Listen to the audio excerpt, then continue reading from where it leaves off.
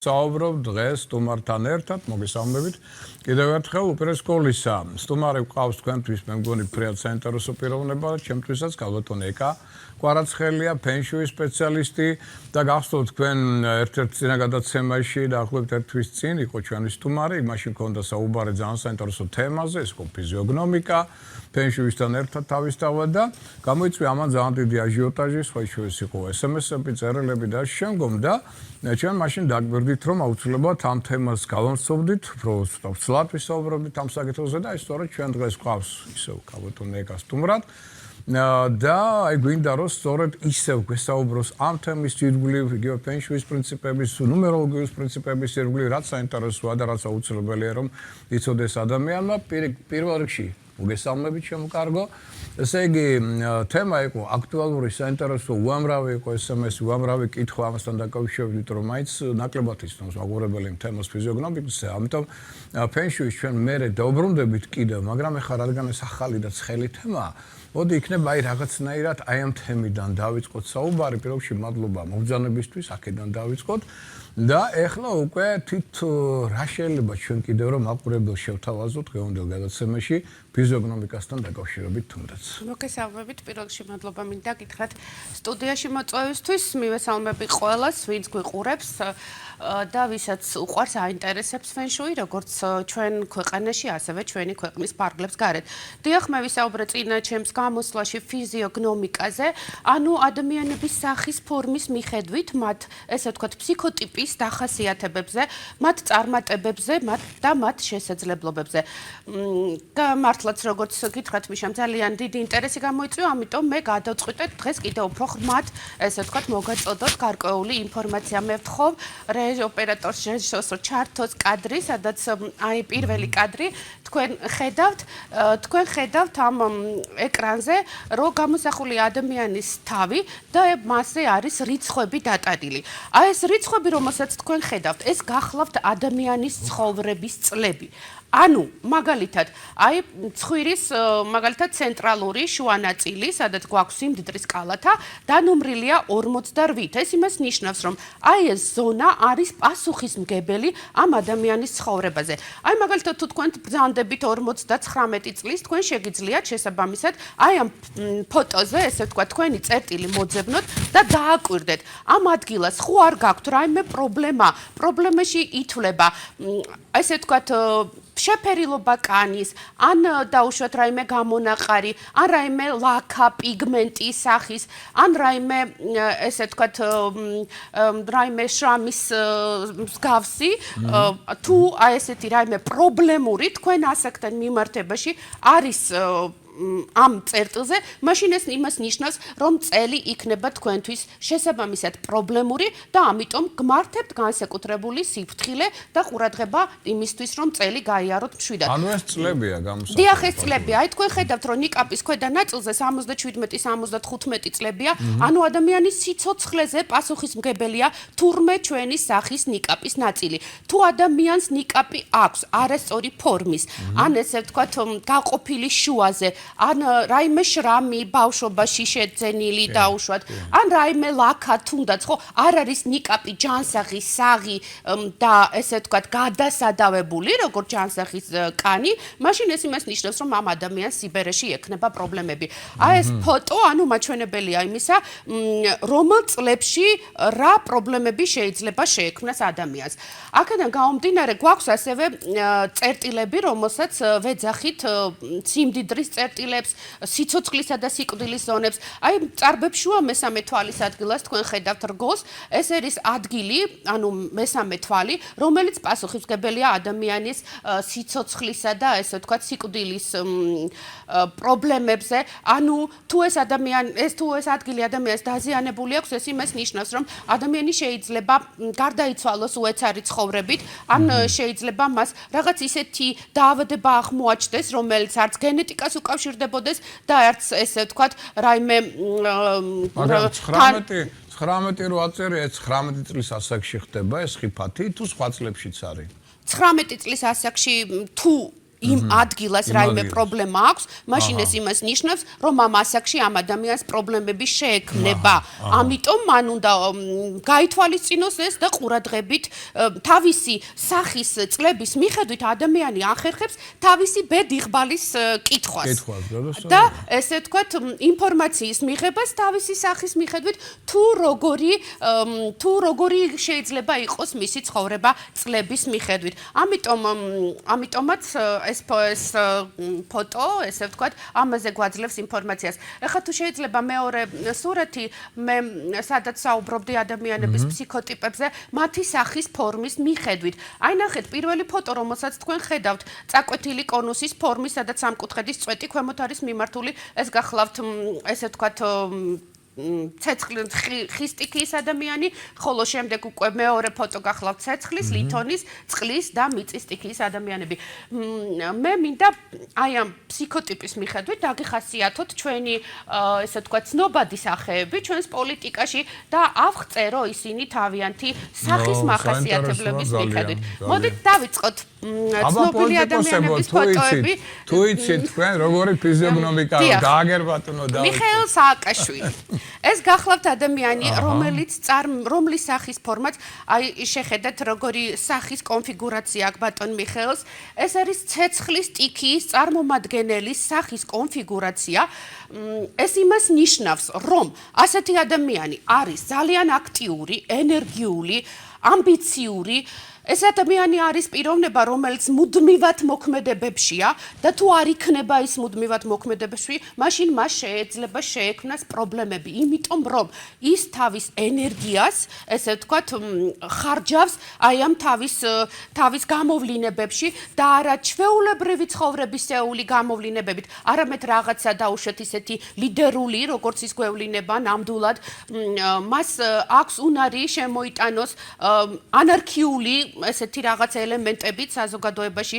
ის არის ძალიან კარგი ხელმძღვანელი, მას აქვს ძალიან დიდი ხარიზმა. ეს მიხეილ სააკაშვილს არ ეხება, ამ შემთხვევაში უბრალოდ მე ფოტოზე ვსაუბრობდა ბატონი მიხეილის, ესე ვთქვათ, სიმბოლურად მის ფოტოსგან გამდინარე ყველა ცეცხლის სტიქიის წარმომადგენლის ასეთი კონფიგურაციის ადამიანებზე ვსაუბრობ. ანუ ეს არის ადამიანი, თუ რომელსაც გავაჩერებთ, ეს კაცი გახდება ცუდად. და იმდენად ცუდად გახდება, რომ შეიძლება დაეწყოს ფსიქოლოგიური პრობლემები. ეს არის ძალიან ამბიციური ადამიანი. იცით როგორი ადამიანია, ხა მე მას პირადად არ ვიცნობ, მაგრამ მისი სახის კონფიგურაციიდან გამომდინარე, ანუ ეს არის ადამიანი, რომელიც თვლის, რომ მისი იდეები და მისი, ესე ვთქვათ, ქმედებები ყოველთვის არის სწორი. თუმცა აუცილებლად მოусმენს სხვა ადამიანსაც და მის, ესე ვთქვათ, აზრსაც მოусმენს, მაგრამ საბოლოო გადაწყვეტილებას მაინც ღებულობს იმას, რაც მას მიაჩნია საჭიროდ. შეიძლება მოგისმინოს, შეიძლება გაიზიაროს და ესე ვთქვათ, ტაშიც გაგიკრას, რა კარგი აზრი მოგვაწოდეო, მაგრამ თუ თვითონ არ ჩათვლის, რომ ეს ასეა საჭირო, მაშინ ის ამ აზრს არ გაითვალისწინებს. გარდა ამისა, არის ძალიან ოფიციალური ხელშეკრულებების დადებისას, თუ ადამიანებთან ურთიერთობისას, არის ძალიან აფექტური.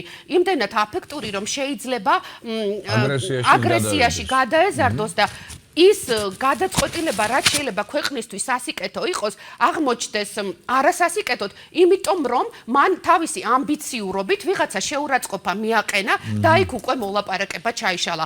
ანუ ეს იმას ნიშნავს, რომ მას აქვს ძალიან კარგი ტვინი, აქვს ძალიან ბევრი იდეები, აქვს ძალიან კარგი, ესე ვთქვათ, გადმოცემის ორატორული თვისებები, მაგრამ არა აქვს ინტელექტი, თუმცა აქვს მანერები კარგი, დახვეწილი, კი ბატონო, არ ეშლება არაფერი, მაგრამ არა აქვთ, ესე ვთქვათ, ინტელექტი, შინაგანი ინტელექტი, რაც მათ ხელს უშლით საქმის წარმატებით დასრულებაში. ქონდა კიდე ერთი თვისება, მისთვის კარგად ნაცნობი და ჩვენთვისაც კარგად. ძალიან უყვარდა ცხვირთან დაკავშირებული მოძრაობები, ეს აქტიურებდა სიმდიდრის ცენტრს და მინდა გითხრათ, რომ ესეთი ადამიანები ფულს ძალიან მარტივად შოულობენ, მათ პრობლემები ფინანსებთან დაკავშირებით არასოდეს არ აქვთ. შეიძლება კონდეთ დამატებითი შემოსავლის წყაროც გარანტირებული, ისე ესენი არ გაჩერდებიან და რაც მთავარია, მე მათ მინდა უთხრა, რომ აი ვინც ესეთი ფიზიოგნომიკით ბრძანდებით, რომ ნუ გახარჯავთ თქვენ სასიცოცხლო ენერგიას არასწორად. ანუ ისინი ხო ვთქვით ეხლა რომ მაქსიმალურად იხარჯებიან, ვერ ჩერდებიან თქო. უნდა გაჩერდნენ კიდევაც და უნდა შეძლოთ თავიანთი სასიცოცხლო ენერგიის ეტაპებრივად გადანაწილება და თუ ისინი ამას არ გააკეთებენ მიშა, მაშინ ვამბობთ, რომ ასეთი ადამიანები დიდხანს არ ცხოვრობენ და ისინი თავიანთ სასიცოცხლო რესურსს ნაადრევად ამოწურავენ ხოლმე. ამიტომ მათ რეკომენდაცია ეძლევათ, რომ იყვნენ დაბალანსებულები, გაიარონ აუცილებლად ვარჯიშები, იოგას ვარჯიშები, მე მათ ურჩევდი და ისწავლონ პირველ რიგში საკუთარ თავზე და საკუთარ ემოციებზე მუშაობა. კი ბატონო, ძალიან კარგი დამწყებები არიან, ძალიან კარგი ხარისმა აქვთ, მუხტი მშვენიერი აქვთ, მაგრამ უკვე რაც შეეხება სტაბილურ სამუშაოს, როცა უკვე ის მიაღწევს თავის თანამდებობის პიკს, უკვე მას პრობლემებს შეუქმნის თავისი ხასიათი. ამიტომ ხელმძღვანელის როლში ჩვენის არ გვადგება. ლიდერის კი, როცა რაღაცაა გასაკეთებელი, მაგრამ უკვე ზემოთ, როცა უკვე მიღწეულია ყველაფერს და საჭიროა სხვა ფსიქოტიპის ადამიანი და როგორი გეტყვით, აი ამ შემთხვევაში ეს ადამიანი თავის შესაძლებლობებს ესევე ავლეს. ცეცხლის სტიქია. სააკაშვილის ფორმით, ხო? ბიძინა ივანიშვილი. საინტერესოა. გახლავთ ხის სტიქიის ადამიანი, აი უყურეთ, აი მე წეგან რომ ვანახე ხის სტიქიის ფორმა თქო სახეზე, აი ზუსტად ნახეთ წაკვეთილი სამკუთხედის კონუსის ფორმა, ქვემოთ ნიკაპით ხელი, ზემოთ შუბლის ადგილი იზრდება. ანუ ბატონი ბიძინა გახლავთ ხის სტიქიის წარმომადგენელი ფიზიოგნომიკის ადამიანი. რას ნიშნავს ახლა ეს და როგორ დავახასიათებდი მე მას? ეს არის ადამიანი, რომელიც თავიდანვე თავის თავში დებს დიდ მოთხოვნილებებს უყენებს თავის თავს თავიდანვე ცხოვრების დასაწყისშივე, რომ ის იყოს ნაკითხი, რომ ის იყოს განვითარებული, რომ ის იყოს ესე ვთქვათ აუცილებლად წარმატებული, მას ბავშვობიდანვე აქვს სურვილი იყოს წარმატებული, იყოს ყველაზე კარგი და იყოს ყველაზე აღიარებადი. ის არის ცუდად, როდესაც მას არ აღიარებენ. თუმცა წარმატებებს აღწევენ ისეთ პროფესიებში, როგორც არის მაგალითად მეცნიერება და მწერლობა და ასე შემდეგ, მაგრამ პოლიტიკაშიც ძალიან კარგად ავლენენ. ერთი კითხვა მაქვს ესეთი, ეს ახლა რასაც ჩვენ ვლაპარაკობთ ხის სტიქიაზე. მარტო ბატონ ბიძინას ეხება თუ ყველა ხის სტიქიის ადამიანებს ეხება? მე ბატონ ბიძინას არ ვიცნობ, მე ვახასიათებ მის ფსიქოტიპს. უბრალოდ გაჩვენებთ ფოტოს, აი, ვინ არის ჩვენ შემთხვევაში, ვინ არის. ანუ ეს არის ადამიანი, რომელიც თავის თავს უყენებს ძალიან დიდ მოთხოვნებს და შესაბამისად სხვასაც უყენებს იგივე მოთხოვნებს. ანუ თქვენ თუ მისი მოთხოვნები არ დააკმაყოფილეთ, მაშინ თქვენ ის არ გაღიარებთ, როგორი მეგობარიც არ უნდა იყოთ მისი, როგორი ახლობელიც არ უნდა იყოთ მისი, მაშინ ის წყვიტავს თქვენთან ყველა საქმიან კავშირს. ანუ მას აქვს საკუთარი თავის მიმართაც ეს მოთხოვნები და სხვა ადამიანების მიმართაც ეს მოთხოვნები. არიან ძალიან კეთილშობილები ეს ადამიანები, უყვართ ძალიან გაცემა, ფული არ ეძლევათ მემკვიდრეობით, თუმცა თავიანთი გონებრივი შესაძლებლობებით ყოველთვის აქვთ გარანტირებული და ესე ვთქვათ წარმატებული სიბერე, თავიანთი შესაძლებლობებით მხოლოდ და იციან რა, როგორ მიაღწიეს ფინანსურ წარმატებას, შესაბამისად თხოვენ სხვებსაც, რომ თვითონაც თავიანთი შრომით უნდა მიაღწიონ ფინანსურ წარმატებას. კი შეიძლება ხელი გაგიმართოს, მაგრამ ეს რაღაც გარკვეულ ეტაპზე, მაგრამ მე მოგთხოვს, აი როგორც თავის თავს თხოვს, აი ესე მოგთხოვს, რომ შენ ზუსტად იგივე გააკეთო დაუშვათ რაც მან გააკეთა. ეს ადამიანები არ არიან ლიდერები, როგორც ესეთი და ხელმძღვანელი პირები, კარგი. როგორც ცეცხლის სტიქი ასეთი ლიდერი არის. დიახ, არ არიან, იმიტომ რომ ეხლა მე თუ შეიძლება დატოვეთ კადრი და მე აგიხსნით ეხლა რატო. ივანიშვილის ბიძინას კადრი დატოვეთ, დიახ, და ეხლა გეტყვით რატო. არ არიან კარგი ხელმძღვანელები და რატო. ეს არიან ადამიანები, ეხლა მე მისი თვალებიდან გამომდინარე გეტყვით, ეხლა უკვე სახეს მოვჭები და ეხლა თვალებზე ვისაუბრებ, მის თვალებზე. ეს არიან ადამიანები ესეთი თვალებით, ანუ წვრილი თვალებით. არიან ადამიანები, რომელთაც არ უყვართ ყურადღების ცენტრში ყოფნა. ამათ არ უყვართ ხალხმრავალი თავშეყრის ადგილებში ყოფნა. და სწორიც არის ეს, რომ არ უყვართ, იმიტომ რომ როდესაც ისინი ხვდებიან საზოგადოებაში, ისინი ფაქტიურად ჩათვალეთ, რომ არაადეკვატურები არიან და ანუ ანუ იბნევიან თუ ცუდად გრძნობებ თავს და შესაბამისად დისკომფორტი ეწყება და შესაბამისად ვერ ახერხებენ იმის გააკეთებას, რასაც გააკეთებდნენ დაუშვათ მარტო. აი მიხაილ სააკაშვილის ცეცხლის ტიპის ადამიანს თუ უნდა რომ ყოველთვის ყურადღების ცენტრში იყოს, ყოველთვის წინა პლანზე იყოს და ყოველთვის ის უნდა იყოს ეკრანზე, მაგალითად ამ შემთხვევაში დიახ და ხალხშიც პირიქით ივსება, იღებს ხალხისგან ენერგიას. აი ბატონი ბიძინა ამ შემთხვევაში ესეთი არ არის, ეს პირიქით ეს იცლება ენერგიისთან, როცა ბევრ ადამიანთან უწევს შეხვედრა, ამიტომ მე მას ურჩევდი, რომ მინიმუმამდე დაიყვანოს ადამიანებთან ურთიერთობები და საქმე აკეთოს ისე, როგორც მას ესე ვთქვათ, ეგების კულისებს მიღმა, ეს უფრო მეტ წარმატებას მოუტანს და მე ვფიქრობ, როდესაც ის იყო კულისებს მიღმა, უფრო მეტი დაფასება ჰქონდა საზოგადოებაში, ვიდრე დაუშვათ, როდესაც ჩაერთო აქტიურ, ესე ვთქვათ, პოლიტიკურ ცხოვრებაში. ამიტომ ეს არის მათი ესე ვთქვათ მითითება და ეს არის მათი რეკომენდაცია. გადავიდეთ ახლა შემდეგზე, ვის გამოუშვებთ, რომელ აბა შემდეგი პოლიტიკოსი ვინ აკავს? ვინ აკავს? საინტერესოა, ძალიან საინტერესო. ხოჭეს მეც იგივეს თურჩა. აჰა. TBC ბანკის მამუკა ხაზარაძე. ეს რაღაცა ისე არ ჩანს კარგად ფოტო და რაღაც მოკლედ. ანუ მამუკა ხაზარაძე გახლავთ თავისი ფიზიოგნომიკით მიწის სტიქიის წარმომადგენელი ადამიანი. ბატონი მამუკა გახლავთ ძალიან პრაქტიკული, ძალიან მშრომელი, აი როგორც რუსები იტყვიან, ტრუდაგოლიკები, ძალიან მშრომელი, ადამიანი, რომელმაც იცის დროის ფასი და იცის როგორც თავისი შრომის ფასი, ასევე იცის სხვისი შრომის ფასი. თუ მან დაგაფასათ, ჩათვალეთ, რომ თქვენ სერიოზული პროექტი წარუდგინეთ მას, რომელზეც ის აბსოლუტურად კომპეტენტურია, ანუ სანამ არ შეისწავლის ძირფესვიანად, ისე არანაირ კონტრაქტს არავისთან არ დადებს და თუ ის არ არის კომპეტენტური იმ საკითხში, რაც თქვენ მასთან მიიტანეთ და მიაწოდეთ მას, მაშინ ის აუცილებლად, ესე ვთქვათ, მოიხმობს კომპეტენტურ ადამიანებს, გაერკვევა ბოლომდე საქმის ვითარებაში და მხოლოდ მერე გადაწყვიტავს, უნდა ითანამშრომლოს თქვენთან თუ არ უნდა ითანამშრომლოს. ეს არის მიწის სტიქიის ადამიანი, რომელიც არის ძალიან მატერიალისტი, სულიერი ღირებულებები მისთვის ნაკლებად მუშაობს, მაგრამ ეს აუცილებელია მათთვის და თუ ცოტა სულიერ ესე ვთქვათ მიმართულებებზეც არ განავითარებენ თავიანთ თავს, მაშინ ეს მათ პრობლემებს შეუქმნით, მაგრამ ეს არის ხალხი, რომლებიც არიან, იცით როგორი ადამიანები არიან, რომელთაც შეგიძლიათ ენდოთ ფინანსებში, რომელთაც შეგიძლიათ ენდოთ ძალიან ისეთი მაგალითად აი ეკონომიური სფერო მთლიანად და უფრო მეტიც მე ვიტყოდი ქვეყნის მართლობა, იმიტომ რომ ამათმა საქმის დაწყება იციან არა სპონტანური გადაწყვეტილებებით მიღებული შედეგებით მიღებული გადაწყვეტილებებით, არამედ ხო როგორც გითხარით, ფუნდამენტალურად, მეთოდოლოგიურად სწავლობენ ყველაფერს და საქმეს ანაწილებენ დროში. აი მაგალითად რაც არ აქვს ბატონ სააკაშვილს, რომ აი ციგნაკში ყოველი წუთი, ყოველი წამი რომ გათვლილი აქვს ადროდის უნდა იყოს, ეს სხვა ეხმარება მას ამაში. მაგრამ აი ბატონი მამუკა შემთხვევაში დარწმუნებული ვარ, მას არა იმიტომ რომ საქმიანია და ბატონ მამუკაზე საუბრობთ, მისის ფსიქოტიპის სხვა ადამიანებიც. აი ყოველი წუთი, ყოველი წამი გაწერილი აქვს. იმდენად მუდმივად საქმიან ვითარებაში არიან და ასე ცხოვრობენ.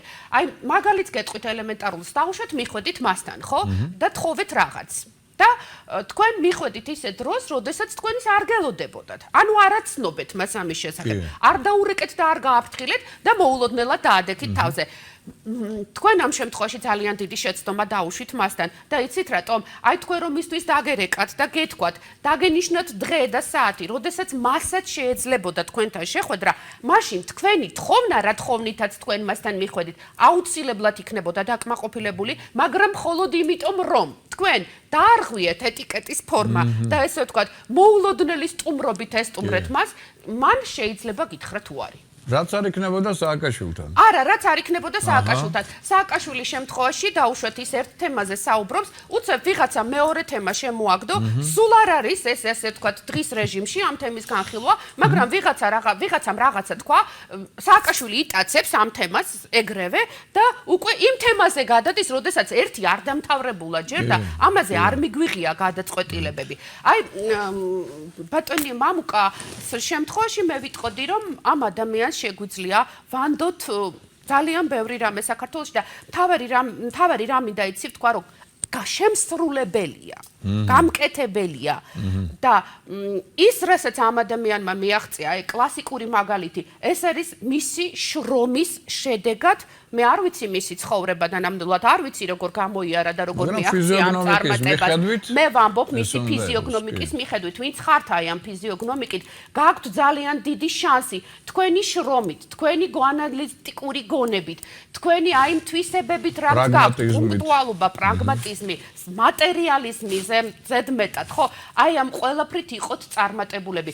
შეიძლება ფინანსურ კეთილდღეობას ვერ მიაღწიონ, დაუშვათ სოფელში ცხოვრობს ადამიანი, ხო? და შეიძლება ფინანსურ კეთილდღეობას ვერ მიაღწიოს მიშა ასეთმა ადამიანმა, მაგრამ იცოდე, ასეთ გლეხს ყოველთვის აქვს სახში კარტოფილიც, წვანილიც, დაუშვათ იქ რაღაცა ბოსტნეულიც და არასოდეს არ დარჩება ისე, რომ იყოს დაუშვათ საჭმელის გარეშე და რაღაცა დისკომფორტი შეიქმნას. ყოველთვის, როდესაც რაღაცას აკეთებს, მარაგსაც იკეთებს, ამიტომ ეს ხალხი ძალიან წინდახედული ხალხია და ესე ვთქვათ ძალიან საჭირო ამ შემთხვევაში.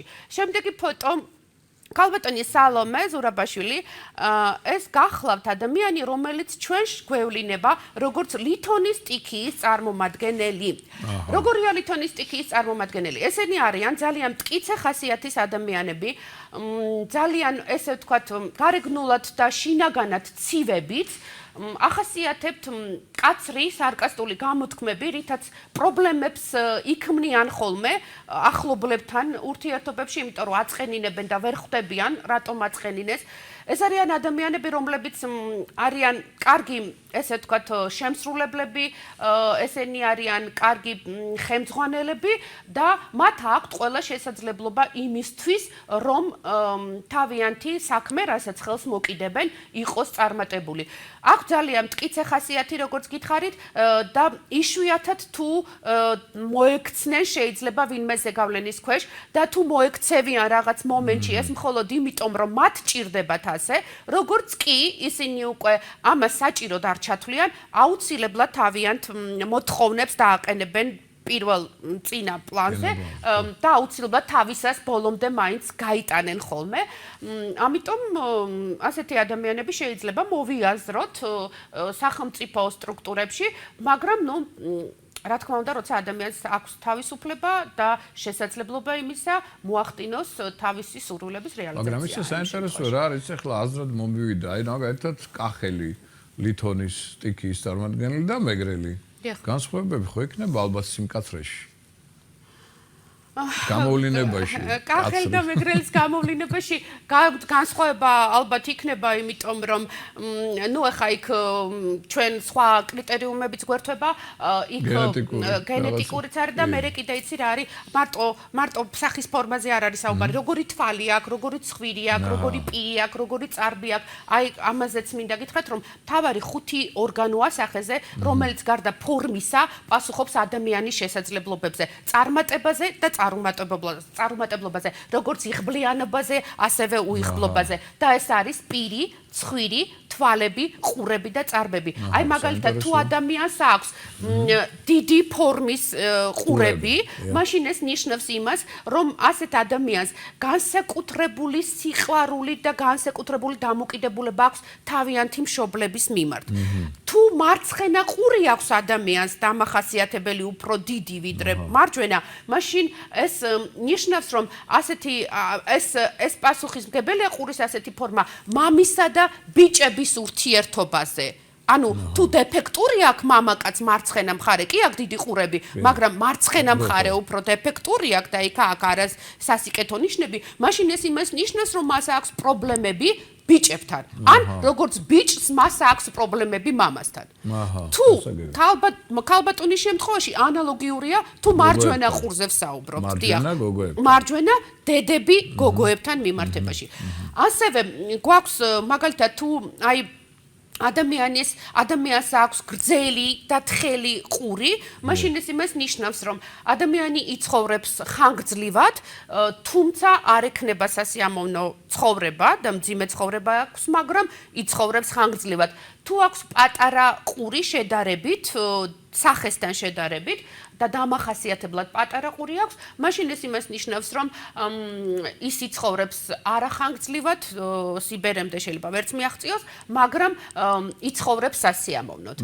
თუ დაუშვათ ადამიანის ყურის რგოლი, შიგნითა ნაწილი გამოწეულია უფრო და ყურის ფრთები უფრო უკან არის გაწეული, ეს იმას ნიშნავს, რომ ასეთი ადამიანი თავს ავლენს ძალიან კარგად, თავის ემოციებს გამოხატავს ადვილად, კომუნიკაციაში შემოდის ადვილად, მაგრამ თუ ეს ყურის რგოლი შიგნით არის უფრო შეწეული და ფაქტიურად ყურის ფრთა ფარავს ზედმეტად აი ამ შიდა ნაწილს, მაშინ ეს იმას ნიშნავს, რომ ასეთი ადამიანი ვერ ავლენს თავის შესაძლებლობებს. კი არის ძალიან ნიჭიერი, კი არის ძალიან ჭკვიანი, კი არის ძალიან მშრომელი, მაგრამ ვერ ავლენს თავის შესაძლებლობებს. აი ამით ყურის ფორმით შეგვიძლია დავადგინოთ ადამიანი რამდენად ახერხებს თავისი შესაძლებლობების გამოვლენას.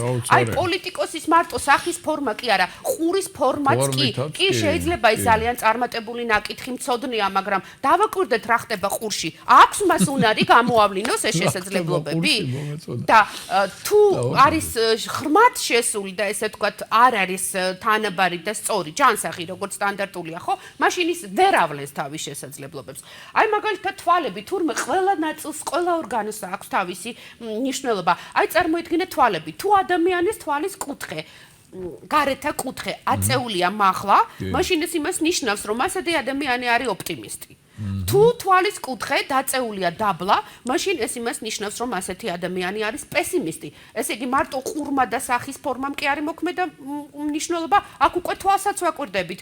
და თვალები მოგეხსენებათ ადამიანის სულისარკია და თუ ვიღაცას ვირჩევთ სამსახურში და ხელმძღვანელ თანამდებობებზე და გააჩნია კიდე რა თანამდებობებზე, მას თუ თვალის ფორმა არ უწყობს ხელს იმაში, რომ ის იყოს ოპტიმისტური და ის ესე ვთქვათ თავის საქმეს რაც არ უნდა დაუჯდეს ბოლომდე მიიყვანოს, მაშინ ეს უკვე გვაძლევს ინფორმაციას, რომ ისი დანიშნა სერიოზულ თანამდებობაზე არ შეიძლება. აი ამ თემებზე იქნებ უფრო დაწვრილებით მერე ვილაპარაკოთ, სხვა შორის ყური შემდეგი კიდე ერთი აი ქალბატონი ეკა ბესელია თავისი სახის კონფიგურაციის მიხედვით ქალბატონი ეკა გახლავთ ესე ვთქვათ წყლის სტიქიის წარმომადგენელი ადამიანი ნახეთ როგორი მრგვალი ფორმა აქვს მას და ეს არიან ადამიანები კონკრეტულად ეკაზე არ ვსაუბრობ ზოგადად ეს არიან ადამიანები რომლებიც არიან ძალიან წარმატებულები საზოგადოებრივ და პოლიტიკურ ცხოვრებაში ესენი არიან ქალბატონები უფრო ვიტყოდი მე რომლებიც ფინანსურად არიან ძალიან წარმატებულები და აქვთ შანსი იყვნენ ფინანსურ კეთილდღეობაში. აი ოვალური ფორმის სახე, რომელიც მე ქალბატონ სალომეზე ვთქვი, ხო, ლითონისტიკის, ისინი იმდენად წარმატებულები არ არიან ბიზნეს ცხოვრებით და მატერიალური კეთილდღეობის კუთხით, აი როგორც ესეთი მრგვალი, ესე ვთქვათ, წრის მქონე სახის ადამიანები. ესენი არიან ადამიანები, რომელთაც შეუძლია ძალიან კარგი კომუნიკაცია, აქვთ თავიანთი პრინციპები, ადვილად შედიან ადამიანებთან ურთიერთობაში და ესე ვთქვათ, აქვთ ლავირების ძალიან კარგი უნარი.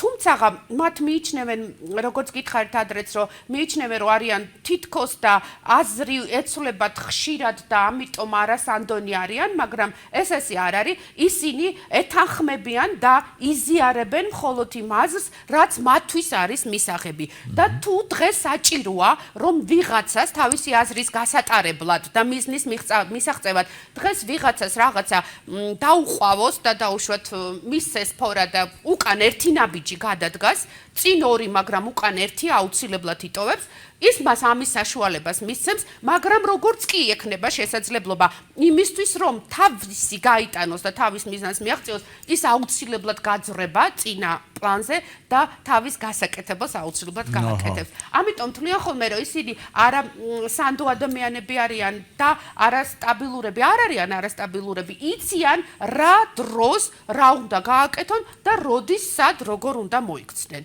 ასე რომ საინტერესოა.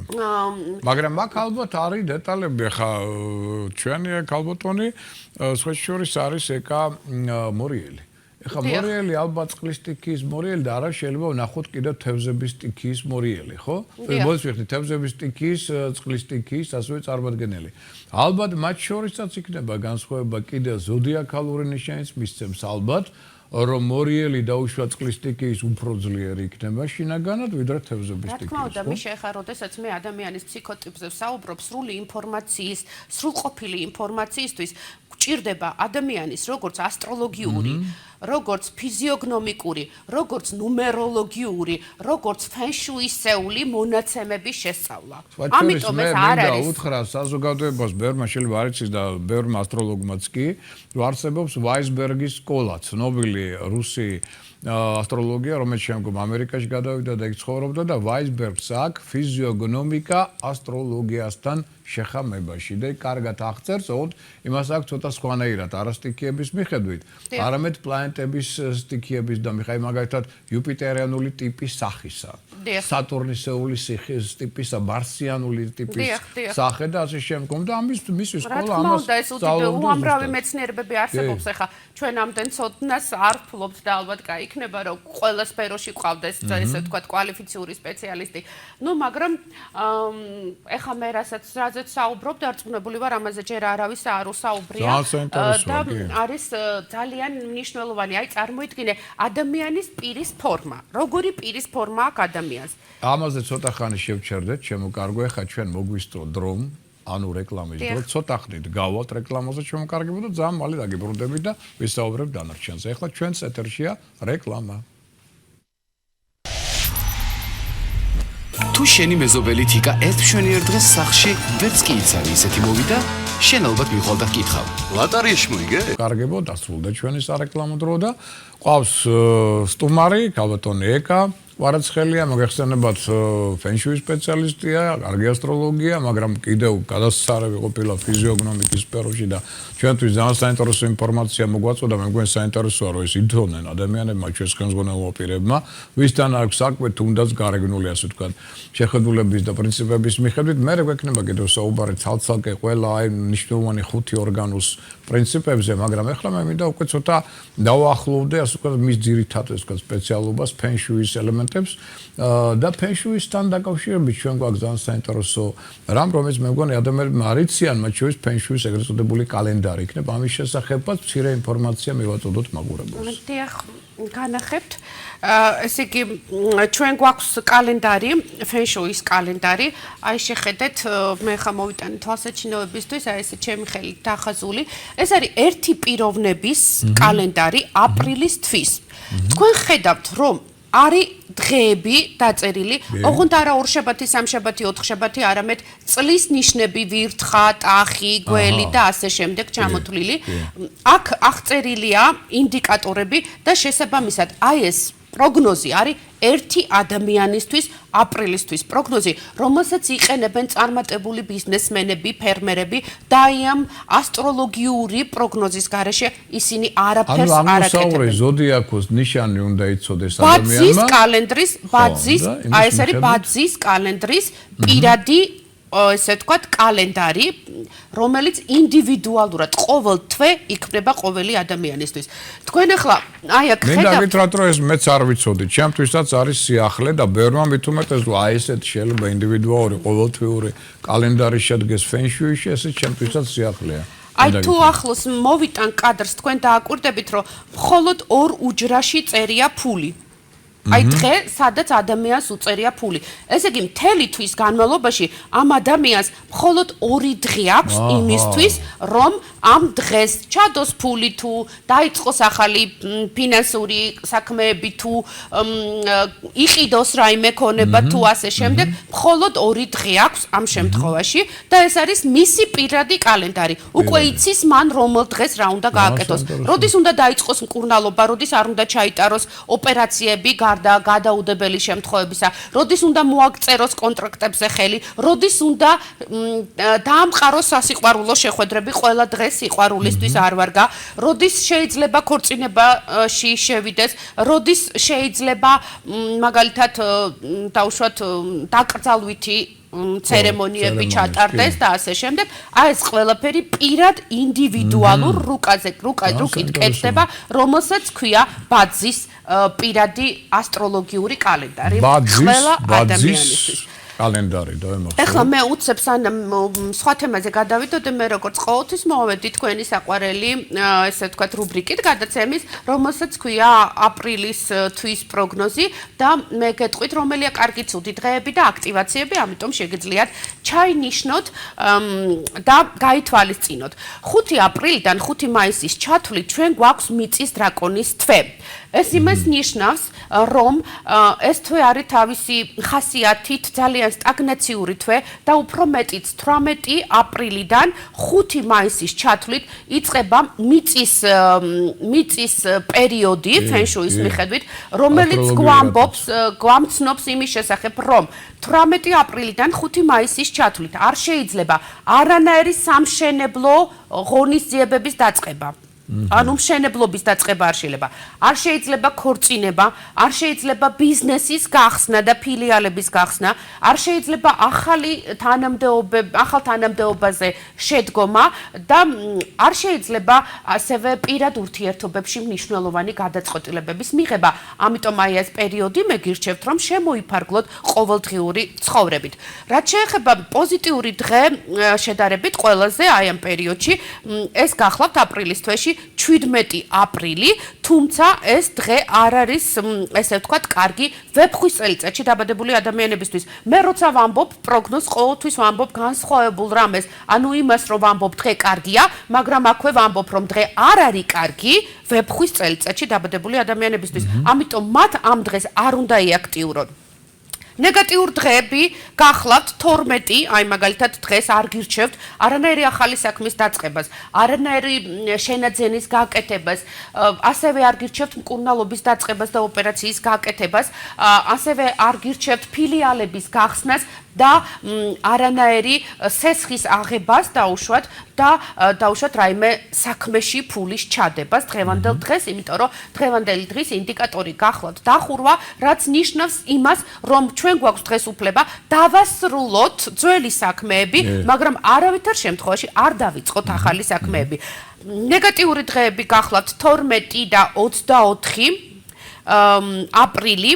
არ არის კარგი 24 აპრილიც მკურნალობის დასაწყებად, ასევე 14, 19, 26 აპრილი ცუდი დღეებია და ასევე 1 მაისი არ დაიწყოთ ამ დღეს ახალი საქმეები. რაც შეეხება 29 აპრილს და 1 მაისს, ეს გახლავთ უფულობის დღე, რომელსაც მე ყოველთვის პროგნოზში ვამბობ ხოლმე, როცა ბაძის პროგნოზებს, თვის პროგნოზებს საუბრობ, ეს ნიშნავს იმას, რომ 29 აპრილს და 1 მაისს არასოდეს არ გასცეთ ფული, არ მისცეთ არავის, არ ჩადოთ საქმეში, აი მათხოვარსაც კი თუ დაინახავთ, არ გასცეთ თანხა, იმიტომ რომ თუ თქვენ ამ დღეს ვინმეს მისცემთ ფულს, მე არ ვსაუბრობ ახლა რომ მარკეტში შეხვალთ და რაღაცას იყიდით, ამაზე პური არ იყიდოთ თქო, ამას არ გეუბნებით, უბრალოდ მე ვამბობ რომ ეს დღე არ გასცეთ ფული მნიშვნელოვანი დანიშნულებებისთვის და ასევე არ გაასესხოთ და არ აიღოთ სესხი, იმიტომ რომ თქვენ შეიძლება შემდგომი ერთი თვე თლიანად იყოთ სრულ ბანკროტში ფინანსურად. ამიტომ ამ დღეებს ქვია უფულობის და სიღარიბის დღეები და გაითვალისწინეთ აუცილებლად. ეხლა იმისთვის რა გავაკეთოთ, რომ მოვიზიდოთ ფინანსური ენერგია და ესე ვთქვათ წარმატება, ჩვენ გვაქვს ყოველ დღე თუ არა და ყოველ 2 დღეში ერთხელ აქტივაციები, რას ნიშნავს ეს? დაუშვათ რაღაც ზონაში სანთელს ვანთებთ და ამით ვიზიდავთ ფინანსურ ენერგიას, დაუშვათ რაღაც ზონაში ვჯდებით ზურგით 2 საათის განმავლობაში და ამით ვიზიდავთ კარიერული წინსვლის ენერგიას და ასე შემდეგ. მე მოვედი რამდენიმე რჩევით თქვენთან და გირჩევთ, რომ დღეს 12 აპრილს დაანთოთ სანთელი 16-დან 18 საათის შუალედში თქვენი სახლის ან ოფისის სამხრეთ აღმოსავლეთ ზონაში და ესე ვთქვათ ეს აქტივაცია დღევანდელი არ უნდა ჩაატარონ მამლის წელიწადში დაბადებულმა ადამიანებმა. ესე იგი, ეს დღევანდელი სანთლის დანთება არ ეხებათ მამლის წელიწადში დაბადებულ ადამიანებს, სხვებს ყველას ეხებათ და შეუძლიათ, რომ აი ეს 2 საათი დაანთონ სანთელი. შემდეგი 30 აპრილი, ეს გახლავთ 22 საათი და ღამის 12 საათი შუალედი, ანუ ეს 2 საათი, უნდა დაანთოთ სანთელი აღმოსავლეთ მხარეს თქვენი სახლის, მაგრამ ეს აქტივაცია არ უნდა ჩაატარონ 30-ში კურდღლის წელიწადში დაბადებულმა ადამიანებმა. სხვას ყველა შეუძლია რომ ჩაატაროს. კატა იგივეა, კატა კურდღელი, დიახ. 15 აპრილი, ასევე გვაქვს 20 საათიდან 22 საათის შუალედში, უნდა დაჯდეთ ზურგით სამხრეთ აღმოსავლეთისკენ თქვენი სახლის ან ოფისის და იფიქროთ თქვენ სურვილებზე კარიერული წინსვლის კუთხით, იმიტომ რომ ამ დღეს, ამ დროს არსებული ენერგიები ხელს უწყობენ კარიერული წინსვლის შესაძლებლობების გააქტიურებას. 17 აპრილი, 18 საათიდან 20 საათის შუალედში დაჯექით ზურგით ჩრდილოეთით ეს აქტივაცია უკავშირდება სასიყვარულო რომანტიულ ურთიერთობებზე და იფიქრეთ თუ ვინმეს გსურთ ამ კუთხით გააქტიუროთ თქვენი ცხოვრება, მაშინ აი ეს დრო უნდა იჯდეთ ზურგით და არა სახით. შეგიძლიათ ეს 2 საათი იკითხოთ, ტელეფონზე ისაუბროთ, ესე ვთქვათ, კომპიუტერთან იმუშაოთ, მაგრამ აუცილებლად ზურგით უნდა იჯდეთ ამ მიმართულებით, რომ თქვენ დაიმუხტოთ კოსმიური ენერგიით. 15 აპრილს ასევე უნდა ჩართოთ დეკორატიული ჩანჩქერი თქვენი სახლის, ესე ვთქვათ, სამხრეთი მიმართულებით და ეს უნდა გააკეთოთ დილის 10 საათიდან 12 საათის შუალედში და ესეც ხელს უწყობს ფინანსების შემოდინებას. ასე რომ ეს არის აქტივაციები და რამდენიმე წალი მე თქვენ ახლა გაგაცანით. ეხლა მე მგონი საინტერესოა კიდე შევეხოთ თუ იქნება ესე იგი ამის საშუალება. პატარა ასე ვთქვათ მნიშვნელოვან თემას, რომელიც უკავშირდება ნუმეროლოგიურ პრინციპებს, მაგალითად. და რა კავშირი აქვს ეს ხოშის ამაზე ჩვენ ცოტა ვისაუბრეთ წინა გადაცემაში და ქონდა საკმაოდ დიდი გამოძახილი, იმიტომ რომ ჩვენ ვისაუბრებთ მშენებლობასთან დაკავშირებული ნუმეროლოგია, აღმოჩნდა 22 სართულიანი სახლი, რა პრობლემა შეიძლება წარმოადგენდეს და ამაზე იყო ძალიან ბევრი SMS-ები და ძალიან დიდი ინტერესი და იქნებ აი ეს თემაც ცოტა გავშალოთ. დიახ, დავიწყოთ მაშინ ნუმეროლოგიით. ნუმეროლოგიაში ძალიან დიდ როლს ასრულებს ადამიანის დაბადების რიცხვი. ნუმეროლოგიის კუთხით მნიშვნელოვანია ბინა, რა ნომერია, სადაც ადამიანი ცხოვრობს, ან კორპუსი, რა ნომერია, სადაც ადამიანი ცხოვრობს. იმ შემთხვევაში თუ ადამიანი ცხოვრობს კორპუსის ტიპის ბინაში, მაშინ მის ცხოვრებისეულ იღბლიანობაზე ზეგავლენას ახდენს როგორც კორპუსის ნომერი, ასევე ზეგავლენას ახდენს საკუთრივ ბინის ნომერი.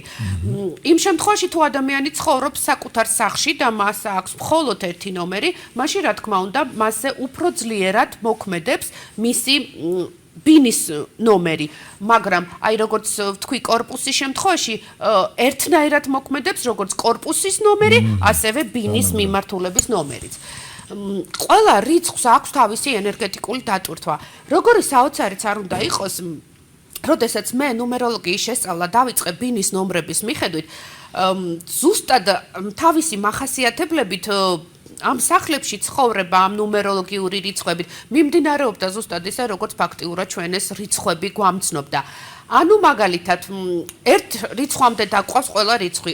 მთლიანობაში თავისი ფორმით ნამდვილი სახით არის 1-დან 9-მდე რიცხვი, მაგრამ შემდეგ უკვე თუ მაგალითად არის 11, ეს იძლევა საბოლოო ჯამში 2-ს თქვენი ბინის ნომერი თუ არის 11 ხასიათდება ისე, როგორც დავახასიათებ ახლა მე 2 რიცხვს, ან დაუშვათ 29 ნომერი, ესეც საბოლოო ჯამში არის 11 და საბოლოოდ მე კიდე 2 და ასე შემდეგ. ანუ ერთ რიცხვამდე უნდა დაიყვანოთ თქვენი ბინის ნომერი. შეკრიბოთ და ერთ რიცხვამდე დაიყვანოთ. რას გვაძლევს ბინის ნომერი და რა ზეგავლენა შეიძლება მოახდინოს მან ჩვენს ცხოვრებაზე. აი მაგალითად ისეთ სახლებში, სადაც ნომერი არის 1, თავისი კლასიკური სახით, ან დაუშვათ 10-იანი 1+0 შეკრების სახით, ასეთ სახლებში ცხოვრება მიდის ისეთი სტილით, სადაც სახლში არის დაუშვათ 5 ადამიანი ცხოვრობს, ხო? აი ამ 5 ადამიანიდან 1 ყოველთვის ხდება ლიდერი, ერთი ადამიანი ყოველთვის ხდება ლიდერი და მას აქვს სურვილი, რომ თავისი დიქტატორული ხასიათები გამოავლინოს. ანუ ადამიანი ასეთ სახლში ცხოვრობენ ადამიანები, მაგრამ ამ ერთი ვიღაცა აუცილებლად არის დიქტატორი, რომელსაც უნდა, რომ დანარჩენი ადამიანები მოაქციოს თავიანთი ზეგავლენის ქვეშ. ეს ქმნის პრობლემებს, რა თქმა უნდა, ვიღაც დაემორჩილება, ვიღაც არ დაემორჩილება, ეს ქმნის პრობლემებს და შესაბამისად თავიანთი აი ამ ლიდერული პირველობის გამო შეიძლება ოჯახში შეექმნათ პრობლემები. მე ხა ძალიან მოკლედ დრო რო არ მაქვს, ამიტომ ვიტყვი მოკლედ, თუმცა სხვა დროს უფრო დეტალურად აგიხსნით. აი მაგალითად ნომერი 2-ით სახლებში ცხოვრობს წყვილი, მიშა, ცოლი და ქმარი. ცხოვრობენ 30 წელია ერთად, მაგრამ მთელი ცხოვრება ქმარი ცოლზე ეჭვიანობს, ცოლი ქმარზე ეჭვიანობს.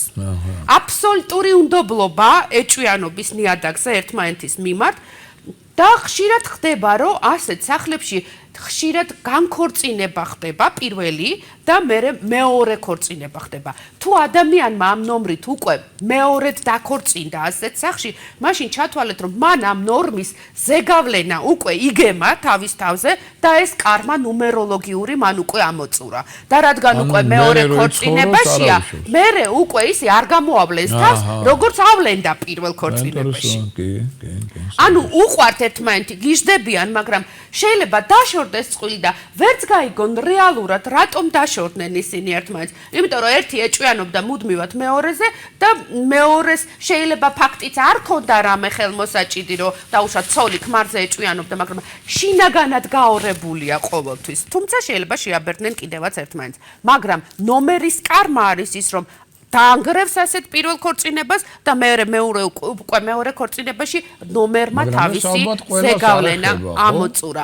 ნუ თუ არ დაანგრევს, ყოველ შემთხვევაში ასეთ სახლებში ჩემი დაკვირვებების შედეგად ცხოვრობენ ადამიანები, რომლებიც ერთმანეთს ფაქტიურად ბოლომდე სულ რაღაცა ეჭვიანობის ესე ვთქვათ უკმაყოფილებას გამო. ვინ ცხოვრობს 2 ნომერში? რამე საშველი არის? ბატონო, აი თუ ესეთ სახლებში ცხოვრობთ, მაშინ უნდა გააცნობიეროთ, ეხა როცა უკვე ინფორმაცია იცით, ხო? მარტო თქვენი პრობლემა კი არ არის, რომ რაღაცა დისონანსი გაქვთ ურთიერთობებში. აქ არის იმის პრობლემა, რომ ნომერი ახდენს თქვენ სახლზე ზეგავლენას და ეს გაძლევთ ამ ენერგიას. და თქვენ ამ ენერგიით მოქმედებთ მერე უკვე ერთმანეთთან.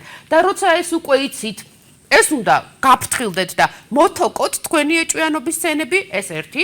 და მეორე, ჯობია თუ ვერ თოკავთ და ვერაფერსაც ვერ აკეთებთ, მოხსნათ ნომერი, ანუ არ დავტოვოთ კარზე ეს 2-იანი, მაგალითად, ან 29, მოხსნათ საერთოდ, ავიღოთ იქიდან და დავაკვირდეთ, აბა რა მოხდება. და თუ დაინახეთ, რომ თქვენ ამან მაინც არაფერი არის მოქმედა და ხელი შეგიშალათ ისევ ამ ნომერში ცხოვრებამ, ურთიერთობებში, მაშინ მე გირჩევთ, რომ გადახვიდეთ სხვა სახლში საცხოვრებლად, აი იქ უკვე თქვენ ეს პრობლემები არ გექნებათ და როცა უკვე გეცოდინებათ, როგორ სახლში უნდა გადახვიდეთ საცხოვრებლად, თუნდაც მარტო იმიტომ, რომ რა ნომრით იქნება ეს სახლი დანომრილი, თქვენ უკვე შეძლებთ ცხოვრებაში ურთიერთობების შენარჩუნებას და კიდე რა თქმა უნდა ბედნიერების მოზიდვას, ხო, თავისთავად. აი მაგალითად სახლები, სადაც არის ნომერი 3 ნუმეროლოგიით, 3 არის 3, 3 არის 30, 3 არის 12, 2+1 და ასე შემდეგ.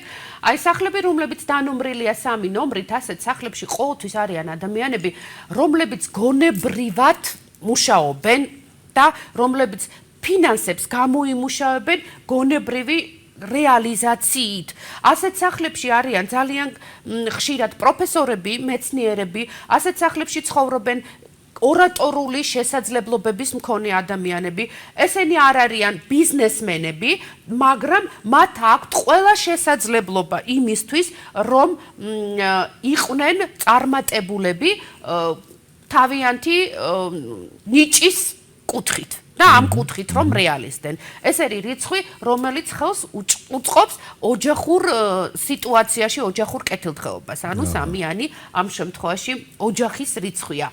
შემდეგ 4-იანი ეს გახლავთ მისტიური რიცხვი. 4-იანს აქვს თავისი გამოვლინების რამდენიმე ფორმა და იმის მიხედვით თუ როგორ ავლენს ის თავს, სამი ვარიანტი შეიძლება ესე თქვა ჩამოვაყალიბოთ. მე ალბათ დღეს ყველა ნომრის ახსნას ვერ მოვასწრებ, ამიტომ სანამდეც მოვასწრებ ვიტყვი.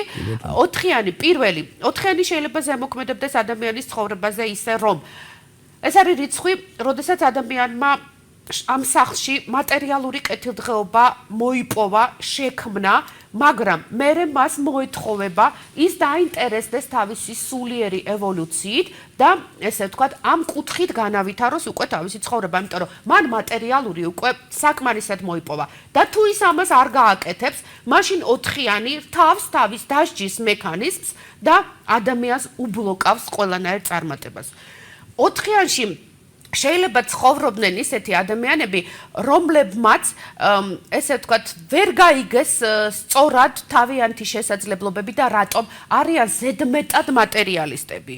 და იმდენად მატერიალისტები, რომ კარგავენ კონტაქტს გარე სამყაროსთან და შეიძლება ამ დროს ჩაირთოს დასჯის მექანიზმი და რა ხდება ასეთ სახლებში? ძირითადად არიან ალკოჰოლიკები, ნარკომანები, მოთამაშეები და ესე ვთქვათ, რაღაცაზე დამოკიდებულები. ეს რას ნიშნავს, რომ 4-იანმა უკვე დარჩართო თავისი დასჯის მექანიზმი, რომ ადამიანმა რაღაც მატერიალური მოიპოვა და მერე უკვე იმატერიალურ დონეზე დარჩა და წინ წასვლა ვეღარ შეეძლო. ხდება საინტერესო აზრი.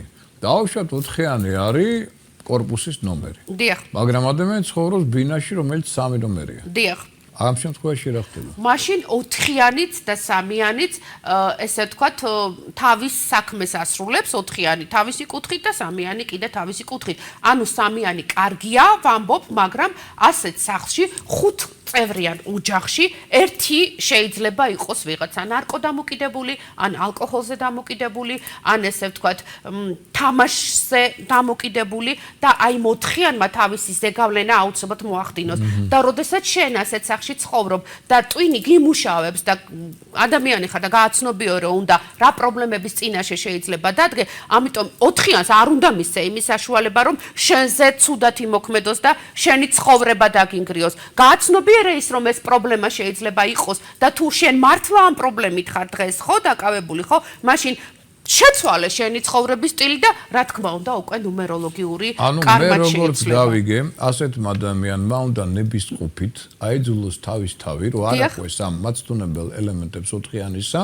და არ დანებდეს ეს ერთი და თუ ამას ვერ ახერხებს, მაშინ უბრალოდ უნდა გამოცვალოს ბინა. დიახ, უნდა გამოცვალოს ბინა თუ ამას ვერ ახერხებს აუცილებლად. აი როგორც ასტროლოგიურ პროგნოზს აკეთებ შენ და რუკის მიხედვით რჩევა დარიგებებს აძლევ ადამიანებს, რა უნდა გააკეთონ იმისთვის რომ კარმა თავისი შეასრულონ, აი ესე ვამბობთ ჩვენ ბინის ნომრების მიხედვით რა უნდა გააკეთოთ იმისთვის რომ აი ამ ნომრის ზეგავლენის ქვეშ არ მოექცეთ და თქვენი ცხოვრება არ დაინგრეს. რატომ არის საზღვარგარეთ ხშირად რო იცვლიან სახლებს? იმიტომ რომ ხვდებიან ადამიანები რომ ამ სახლში ცხოვრება მათთვის იყო უბედური. აი იმ სახლში რო გადავიდნენ, მერე უფრო გახდნენ წარმატებულები, მერე რადიკალურად შეიცვალა მათი ცხოვრება. ან პირიქით ერთოთახიან ბინაში რო ცხოვრობდნენ, უფრო ბედნიერები იყვნენ და იქ დააგროვეს მთელი თავიანთი ქონებრივი ესე ვთქვათ ბარაკა, მაგრამ სხვა სახლში რო გადავიდნენ უფრო დიდ და კარგ სახლში, მერე უკვე ფული თითქოს მოდის და ისევ უკან მიდის. ფულს ბარაკა უკვე აღარ აქვს. რატომ? იმიტომ რომ აქ ჩართულია სახლის ფენშუი, აქ ჩართულია თქვენი ნუმეროლოგიური ფენშუი და მე ალბათ ახლა არ მეძლევა შესაძლებლობები 4-იანზე გავჩერდი და სხვა რიცხვებიც ალბათ დავახასიათო და შემდეგ როდესაც უკვე თუ შეგვიძლია 5-იანზე საუბარი მაშინ გავაგრძელებ. 5-იანი გახლავთ ყველაზე კარგი რიცხვი. თუ თქვენ ცხოვრობთ 5 ნომერ ბინაში, ეს იმას ნიშნავს, კარგი იცით როგორი კუთხით არის ასეთ სახლებში, თუ ცხოვრობს 4 ადამიანი ან 3 ადამიანი. ყველა თავისი საქმით არის დაკავებული. ყველა რაღაცას აკეთებს. ყველა თავის ოთახშია შესული და ყველა ცდილობს, რომ თავის თავზე იმუშაოს და თვითონ იყოს წარმატებული. იმას კი არ უყურებს, რომ იქ თავისი დაიქნება თუ მამა იქნება, რომ მოვა, ის ხო მამა არის წარმატებული და მე რა მოხდა, მარჩენს მე არ მჭირდება შრომა და განვითარება, ხო? არა, 5 ნომერ სახში ესეთი ადამიანები არ არიან. ისინი ძალიან კარგად ესე ვთქვათ რეალიზდებიან თავიანთ შესაძლებლობებში და არიან მომთხოვნი საკუთარი თავის მიმართ და ასეთ სახლებში ძირითადად ყოველთვის წარმატებული ადამიანები ცხოვრობენ და ისინი ფაქტიურად დამოუკიდებლები არიან. ყველა ოჯახის წევრი არის დამოუკიდებელი. მნიშვნელობა დაუშვათ ის შეიძლება დაუშვათ მეხუთე სართულზე ცხოვრობს თუ არა, აი ამ ხრი ხუთიანს. სართულსაც გარკვეული ზეგავლენა აქვს, მაგრამ უფრო დიდი ზეგავლენა აქვს ნუმეროლოგიას. მე სართულების ფენშუიზეც გესაუბრებით, როდესაც მე მომიწვევ, ეს ალკეთე მე ხარ გადამწთო, თორე ვეღარაფერს შემდეგი 6-იანი, რა საინტერესოა 6-იანი სახლები. 6-იან სახლებში ცხოვრობენ ადამიანები, დაუშვათ ცოლქმარი, როგორი საოცარი არ უნდა იყოს, რამდენჯერაც, აი 10-დან 7 შემთხვევა მართლა ესეთია, ცხოვრობენ ადამიანები, რომლებიც არიან ქორწინებაში, მაგრამ არა ოფიციალურად რეგისტრირებულ ქორწინებაში. ანუ ეს არის სახლი, სადაც წყვილებს შორის არის საყვარლური მოდი ბჭყალებში, ესე ვთქვათ, ურთიერთობა. ასეთ სახლებში შეიძლება ცხოვრობდეს წყვილი, რომელთაც მაინც და მაინც არაწუხებთ კონდეთ ოფიციალური ურთიერთობა, ისინი ასეც ყოველგვარი ხელშეკრულების და რეგისტრაციის გარეშეც ძალიან კარგად გრძნობენ თავს. ასევე, ასეთ სახლებში ცხოვრობენ წყვილი, ამათ აქვს ძალიან დიდი ენერგია. ამ სახლში არის ძალიან დიდი სექსუალური ენერგია და თუ 6 ნომერში და იცით როგორ ხდება საროსკიპოები ესე 6 ნომერი უნდა იყოს. დიახ, თუ ხალი არის დაუშვათ რაღაცნაირად ითოკავს ამ თავის შესაძლებლობებს, მაშინ კაცი აუცილებლად გარბის საყვარელთან, ასეთ სახლებში. მუდმივად საყვარლის ძიებაშია. არის შემთხვევები, როდესაც მაგალითად ცოლქმარი არიან და ქმარი თანახმა ქალმა სხვა იყოლიოს და ქმარიც თანახმა ქალმა სხვა იყოლიოს. აი, ხო არის ესეთი სიტუაციები, ხო? აი, თქვენ წარმოიდგინეთ, რომ ესეთი შემთხვევებიდან მოდის, ხო? ენერგეტიკა აძლევს ნუმეროლოგიური ენერგეტიკა აძლევს ასეთ ადამიანებს ამ სახლში ასეთი ცხოვრების უფლებას. ასეთ კაცს შეიძლება საქართველოში არ ყავდეს საყვარელი, მაგრამ სადღაც სხვა ქვეყანაში, ან იმ ქალაქში არ ყავდეს, მაგრამ სადღაც სხვა რაიონში აუცილებლად ყავდეს საყვარელი. სუგარბიან რა ვქნათ, ეხლა თუ ცხოვრობთ ასეთ სახლში, რაღაც გამოსავალი ხო უნდა არსებობდეს, რომ არებინონ ამ წყვილებმა წარამარა, ხო? აი მე გირჩევთ ასეთ სახლებში თუ ცხოვრობთ და თქვენ შორის არის ესეთი პრობლემა. ქალბატონებს გირჩევთ თქვენი ქმარი დააკავოთ რაიმე ისეთი საქმიანობით, რაც გასაკეთებელი გექნებათ ერთად. ანუ ერთად იმოქმედეთ, ერთად აკეთეთ რაღაცა, რომ ეს კაცი არ გაუშვათ ცალკე და არ მივცეთ იმის შესაძლებლობა, რომ სადღაც გაძვრეს. საოჯახო ბიზნესი. დიახ, აი ბიზნესი იქნება თუ მიშა ელემენტარულად, აი თუნდაც ტენისის კორტებზე წასვლა იქნება თუ აი ერთად ხო, აი ერთად რო იარონ ყველგან და ძალიან კარგი იქნება თუ ასეთი ადამიანი ახლა გამოსავალი ხო უნდა ნახოს, შეიძლება თვითონაც არ უნდა რომ ესე ცხოვრობს, მაგრამ ძალიან კარგი იქნება თუ რაიმე სპორტით დაკავდება, შეიძლება აქ სპორტის ექსტრემალური სახეობებითაც დაკავდეს, იმისთვის რომ მან თავისი ენერგია დახარჯოს აუცილებლად, თუ არა და წინააღმდეგ შემთხვევაში სხვა მხრივ დაიხარჯება აუცილებლად და ჩვენ ასეთ რიცხვით სახლებს ვეძახით საყვარლების სახლებს. აი ქალბატონი მაგალითად ცხოვრობს მარტო ასეთ სახლში, ხო? რა ხდება ასეთ შემთხვევაში? ლამაზი მშვენიერი, რა ვიცი, შემდგარი ყველანაირად ქალბატონია და ცხოვრობს მარტო. მთელი ცხოვრება ყავს ხან ერთი, ხან მეორე, ხან მესამე პარტნიორი, მაგრამ ოჯახი არ ეწყობა. აჰა. ანუ ეს არ არის ოჯახის რიცხვი, ეს არ არის ქორწინების რიცხვი, ეს არ